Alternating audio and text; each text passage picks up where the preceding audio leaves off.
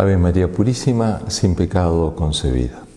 El 11 de diciembre de 1925, el Papa Pío XI nos regaló la encíclica Quas Primas sobre el reinado de Cristo, Cristo Rey del Universo, donde propone también la fiesta litúrgica, esta gran solemnidad de Cristo Rey. Estamos en un momento crucial de la historia de la humanidad, entre las dos guerras mundiales, y el Santo Padre responde a los momentos y a los problemas de la época con esta hermosísima fiesta.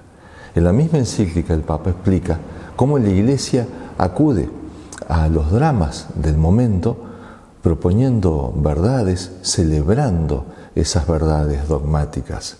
Así fue como en momentos de persecución, en los primeros tiempos de la Iglesia, ya se propuso la fiesta litúrgica de los mártires, celebrar a los mártires. Era una manera no solamente de tributarles ese honor que merecían y pedir la intercesión de ellos, sino también alentar a los cristianos. Así decía San Agustín, las festividades de los mártires fuesen otras tantas exhortaciones al martirio. Ahora, con esta fiesta de Cristo Rey, el Papa Pío XI pretendía ayudar a los cristianos frente a un drama enorme del momento. Este drama se ha prolongado y se ha incrementado día a día hasta nuestro tiempo.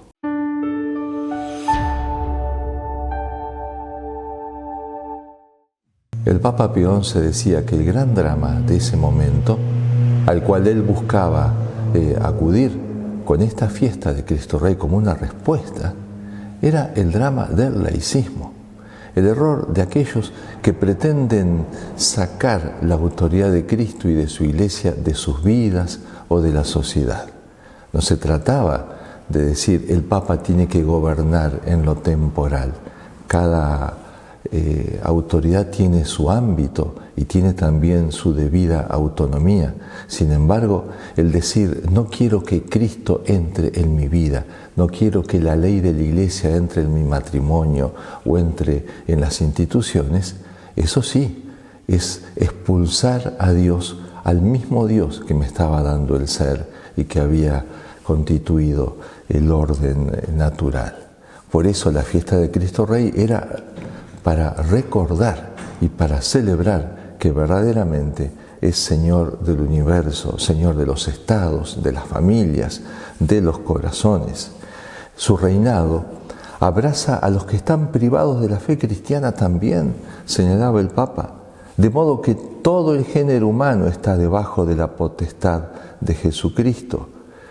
Decía Pío XI, podemos saborear los amargos frutos que ha dado el separar a Jesucristo, el expulsar a Dios de las asambleas internacionales, de los congresos, de los gobiernos, gérmenes de discordia por todas partes, odios y rivalidades entre los pueblos, codicias desenfrenadas, discordias civiles, un ciego y desatado egoísmo. Todo esto se da por haber echado a Dios de las instituciones y de los corazones, rota la unión y la estabilidad de las familias, en fin, sacudida y empujada a la muerte la humana sociedad. Entonces el Papa nos recordaba, y lo hace la Iglesia día a día y especialmente en esta fiesta, que Jesucristo es Señor del universo, es Señor también de este mundo. El fundamento del reinado de Jesucristo está en primer lugar en que es el Verbo encarnado, Dios que se ha hecho hombre. Decía San Cirilo de Alejandría, Cristo posee soberanía sobre todas las criaturas, no arrancada por fuerza ni quitada a nadie, sino en virtud de su misma esencia y naturaleza. Pero también, como decía el Papa, nos resulta tan consolador y tan dulce entender que Jesucristo, además, es Rey por derecho de conquista. Él nos conquistó. Estábamos bajo el poder del pecado y de Satanás. Libremente nos habíamos entregado a ese poder y ha venido el Señor a rescatar a la oveja perdida, con su vida, derramando su sangre. Por eso tiene otro motivo más, entonces, para reconocer a Cristo, Rey del universo, su esposa, la Iglesia, que ahora se siente purificada por la sangre de su esposo, rescatada por su esposo. Por ese derecho de conquista, entonces, nosotros nos sentimos doblemente dependientes del Señor. Fuisteis rescatados no con oro o plata, que son cosas perecederas, decía San Pedro, sino con la sangre preciosa de Cristo, como de un cordero inmaculado y sin tacha.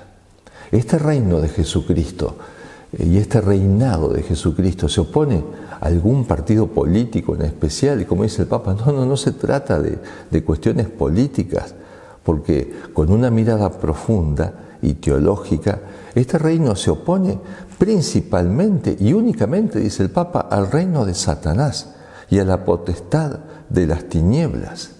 ¿Y qué exige de los súbditos? Que, despegadas sus almas de las cosas y riquezas terrenas, guarden ordenadas costumbres y tengan hambre y sed de justicia, y además que se nieguen a sí mismos y tomen su cruz. Que sean buenos cristianos, simplemente, o que intenten serlo. De esa manera se logra que Cristo reine en un corazón y que Cristo reine a través de ese corazón en una sociedad. Es importante entender, como nos enseña nuestra Madre la Iglesia, que acá no solamente se juega la vida eterna, aún en la tierra se juega la felicidad de los hombres, porque la fuente del bien público y privado, dice el Papa Pío XI, depende de esto, de reconocer y respetar las leyes de Dios. San Pedro lo dijo claramente en los Hechos de los Apóstoles, pues no se ha dado a los hombres otro nombre debajo del cielo por el cual debamos salvarnos. Esto es una realidad y una verdad que la Iglesia profesa y por eso misiona y por eso busca difundir la buena noticia, respetando todas las libertades, pero propone, no tenemos otro nombre según el cual nos podamos salvar. Pero San Agustín va a decir, de manera inteligente, que si Jesucristo me puede hacer feliz como individuo, también Jesucristo puede hacer feliz a una sociedad. Porque la felicidad de la nación no procede de distinta fuente que la felicidad de los ciudadanos, pues la nación no es otra cosa que el conjunto concorde de ciudadanos. Los pueblos serían felices si se acercasen a Jesucristo, si respetasen más sus normas, sus leyes, o si los reconociesen. Acá también vale la pena recordar aquel escrito en un crucifijo flamenco del 1632. Yo soy la luz y no me miráis. Yo soy el camino y no me seguís. Yo soy la verdad y no me creéis. Yo soy la vida y no me buscáis. Yo soy el maestro y no me escucháis. Yo soy el Señor y no me obedecéis. Yo soy vuestro Dios y no me rezáis. Yo soy vuestro mejor amigo y no me amáis. Si sois infelices, no me culpéis.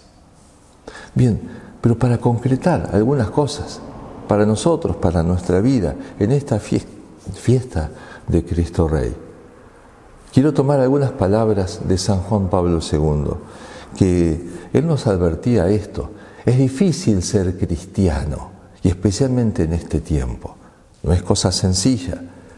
No tenemos todos los medios como para poder llegar a todos los ámbitos, y tantas veces la fe cristiana es combatida, inclusive a nivel institucional y a nivel mundial.